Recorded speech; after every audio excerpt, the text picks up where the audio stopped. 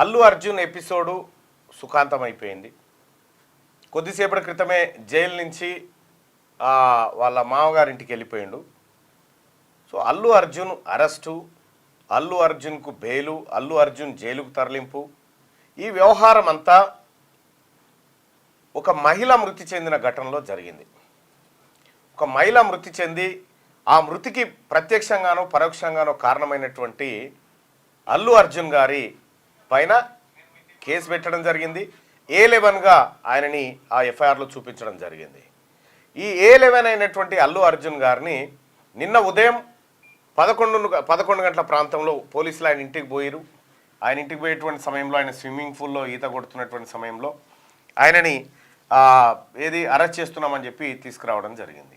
అయితే ఈ అరెస్ట్ అయినటువంటి వెంటనే బీఆర్ఎస్ పార్టీ నుంచి కేటీ రామారావు గారు ఒక ట్వీటు ఆయన స్టార్ట్ చేసినట్టే కింద ఇక వాళ్ళందరూ స్టార్ట్ చేయాల్సిందిగా ఆ దుకాణం స్టార్ట్ చేసిరు.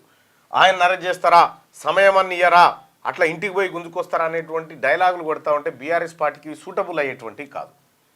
ఇప్పుడున్నటువంటి ముఖ్యమంత్రి రేవంత్ రెడ్డి గారిని బెడ్రూమ్లోకి పోయి నైట్ పాయింట్ మీద టీషర్ట్ మీద పట్టుకొచ్చినటువంటి చరిత్ర బీఆర్ఎస్ పార్టీకి ఉంది.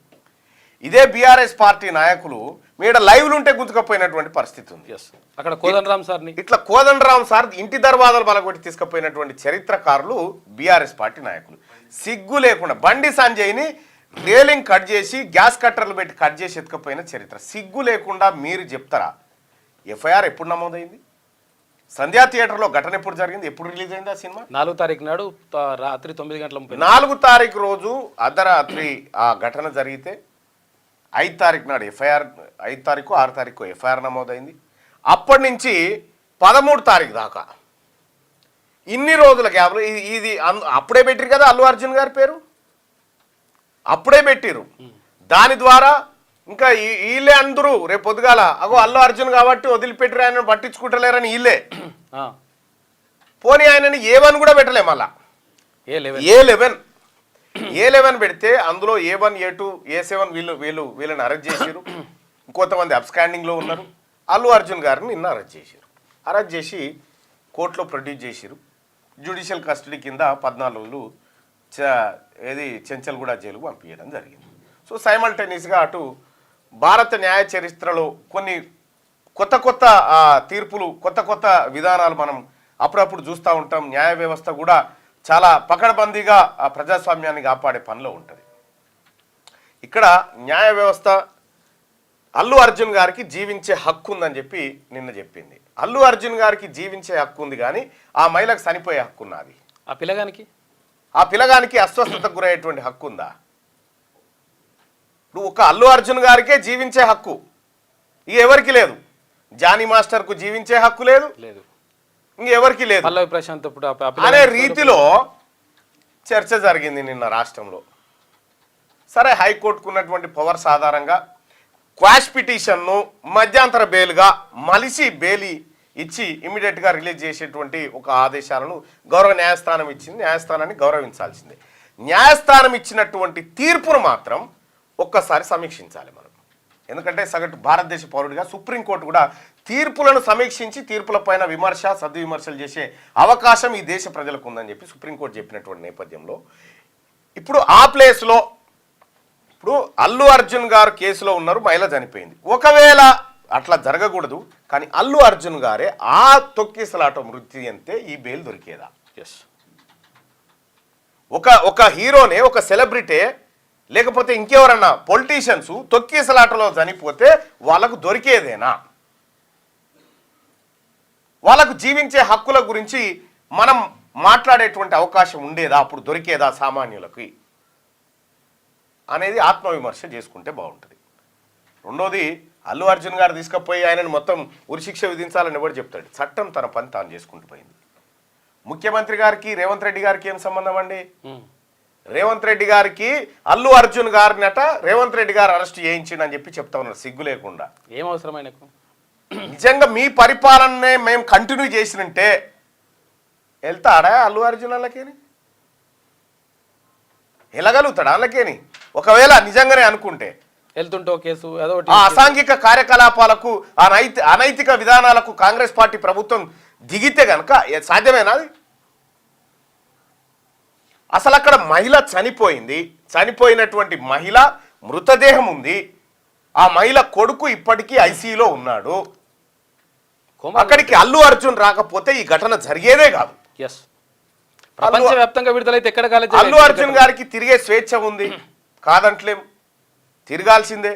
కానీ బాధ్యత కూడా ఉంది, ఒక బాధ్యత కూడా ఉంది.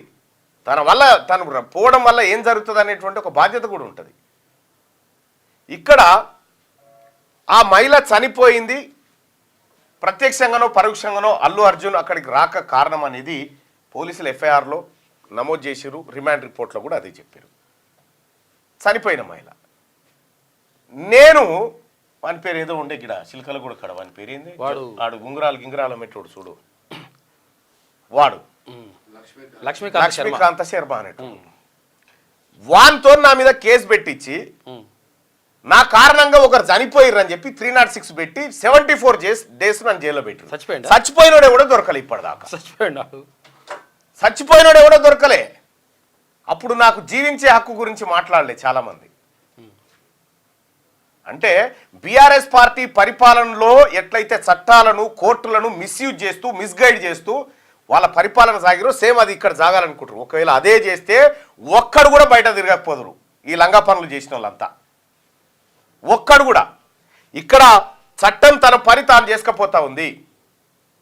ముఖ్యమంత్రి రేవంత్ రెడ్డి గారు చేపించిండు అరెస్ట్ అంటే ముఖ్యమంత్రి రేవంత్ రెడ్డి గారికి చిల్లర పని అవసరం? ఆయన ఎవరా నిజంగా? పొలిటికల్ లీడర్, ఆయన పొలిటికల్ లీడర్. ఆయనతో ఏమైనా మాకేమైనా సత్సంబంధాలు ఉన్నాయా? పైపెచ్చు ముఖ్యమంత్రి గారికి దూరం నుంచి చుట్టాం ఆ పిల్లాడు. అవును, కంచాల చంద్రశేఖర్ రెడ్డి గారు తరఫున ఆ పిల్లగాడు ముఖ్యమంత్రికి దూరం నుంచి చుట్టాం. ఇంకా విషయం ఏంటంటే కంచాల చంద్రశేఖర్ రెడ్డి కాంగ్రెస్ పార్టీ నాయకుడు, వాళ్ళ మామ, పిల్లనిచ్చిన మామ. సిగ్గు లేకుండా ఆరోపణలు చేసి రేపు పొద్దుగాల కేటీ రామారావు గారికి ఇటువంటి పరిస్థితి ఏర్పడితే వీళ్ళందరూ కూడా మళ్ళీ మాకు మద్దతుగా రావాలని ఓ వాతావరణాన్ని క్రియేట్ చేశారు బీఆర్ఎస్ పార్టీ నాయకులు. కేంద్ర మంత్రి కిషన్ రెడ్డి గారు ట్వీట్ చేస్తాడు అక్రమ అరెస్ట్ అని చెప్పి. ఒక కేంద్ర మంత్రి ఈ భారతదేశాన్ని పరిపాలిస్తున్నటువంటి కేంద్ర ప్రభుత్వంలోని క్యాబినెట్ మంత్రి ఓ ట్వీట్ చేసిన తర్వాత వ్యవస్థలు ఇన్ఫ్లుయెన్స్ కావా? సామాన్యులకు ఏం మెసేజ్ పోతుంది అన్నట్టు దీని ద్వారా? అంటే ఇక్కడ సామాన్యునికి ఒక న్యాయము, లేకపోతే ఉన్నత వర్గాలకి ఇంకో న్యాయం ఉంటుందా? మీ బీఆర్ఎస్ పార్టీ పాలనలో బీజేపీ పార్టీలో సాధ్యమేమో ఇవన్నీ. ఆ పాలనలో కాంగ్రెస్ పార్టీలో ఈ ప్రజాప్రభుత్వంలో అందరూ సమానమే. మాకు ఎవడు పెద్ద కాదు, ఎవడు చిన్న కాదు. కోర్టు ముంగట హీరో ఉంటాడా? కోర్టు ముంగట నిలబడ్డాడు అంతా బాధితుడే అంతే. అల్లు అర్జున్ గారు హీరో అండి, పెద్ద హీరో అండి. ఎవరికి పెద్ద హీరో? నిందితుడు. అక్కడ ఆయన నిందితుడు, అక్కడ ఆ ఘటనలో నిందితుడు. That's all. సంజయ్ దత్తును, ఆ తర్వాత సల్మాన్ ఖాన్ను, ఇటువంటి వాళ్ళే తీసుకుపోయి లోపటేసారు. ఒక మహిళ చనిపోతే మహిళ పట్ల చనిపోయిన రోజు ఒక్కరన్నా నిన్న ట్వీట్ చేసినటువంటి కిషన్ రెడ్డి గారు కానీ, కేటీఆర్ కానీ, లేకపోతే ఇంకెవరన్నా కానీ ఒక్క మహిళ చనిపోవడం బాధాకరం అని ఒక ట్వీట్ చేసినారా మీరు? నిన్న చెప్తా ఉన్నారు ఎట్లా మహిళ చనిపోవడం బాధాకరమే కానీ అయినప్పటికీ ఆయన అరెస్ట్ చేస్తారా?